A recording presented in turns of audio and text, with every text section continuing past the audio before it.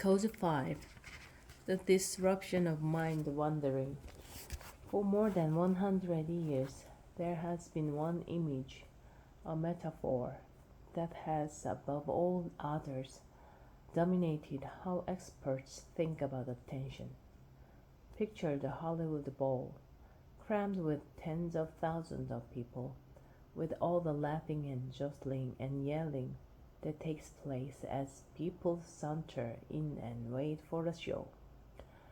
Then suddenly the lights go down, and on the stage a spotlight appears. It lights up one individual, Beyonce or Britney or Bieber. Suddenly all the chatter and clatter cease, and the focus of that room narrows to one person and their awesome power.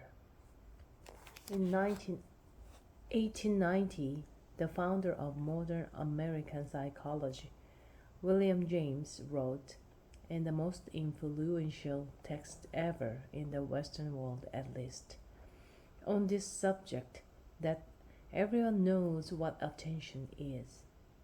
Attention, he said, is a spotlight. To put it in our terms, is the moment Beyonce appears alone on the stage and everyone else around you seems to vanish.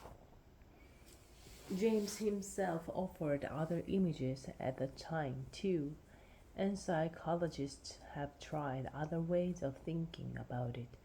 But ever since, the study of attention has primarily been the study of the spotlight. This image, I realized when I stopped to think about it, dominated how I thought about attention too.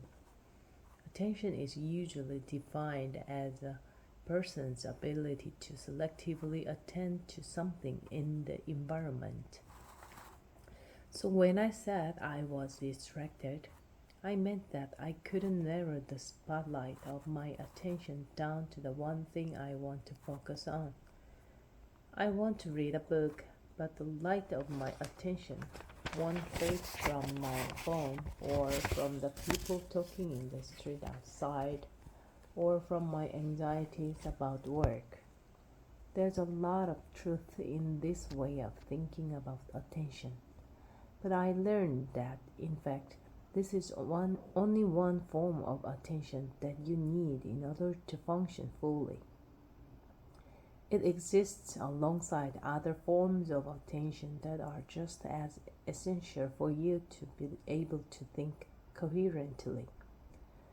And those forms are under even greater threat right now than your spotlight.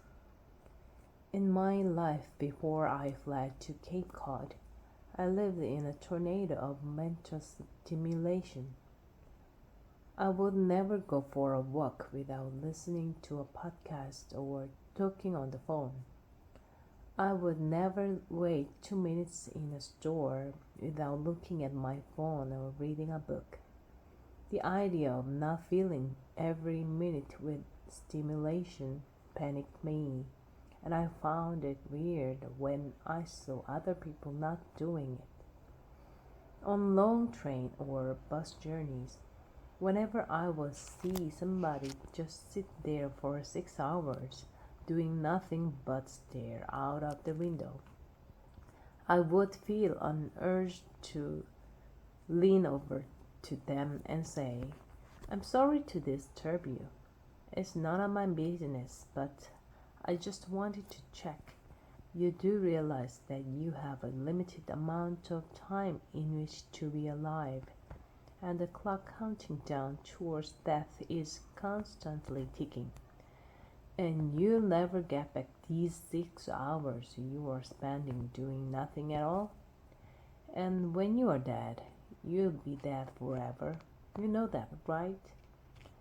I never did this, as you can tell from the fact I am not writing this book from a psychiatric institution, but it crossed my mind. So I thought that in Provincetown, stripped of distractions, I would gain one benefit. I would be able to be even more stimulated for even longer periods and retain even more of what I inhaled. I can listen to longer podcasts. I can read longer books. That did happen. But it occurred alongside something else, something I didn't see coming. One day I left my iPod at home and I decided to simply go for a walking go for a walk along the beach. I walked for 2 hours and I let my thoughts float without my spotlight setting on anything.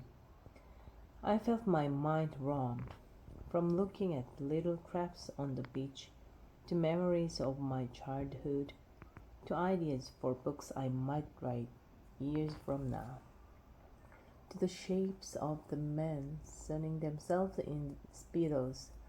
My consciousness drifted like the boats I could see bobbing on the horizon. At first, I felt guilty.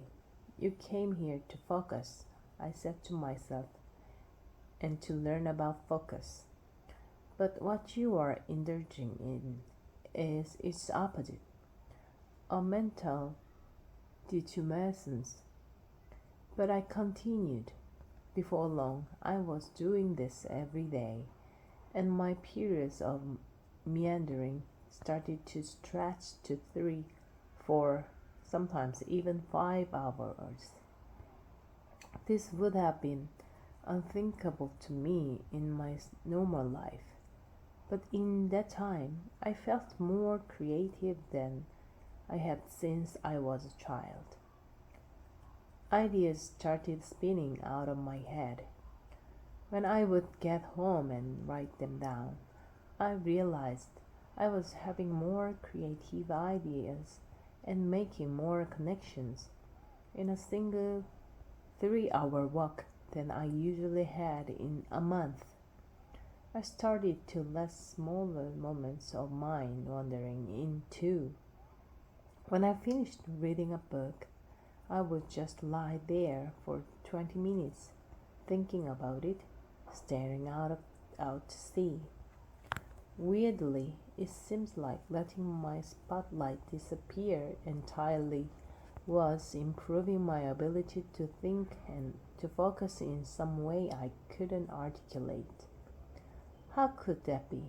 I only began to understand what was happening when I learned that over the past 30 years there has been a sudden bubbling up of research into this very topic, mind wandering.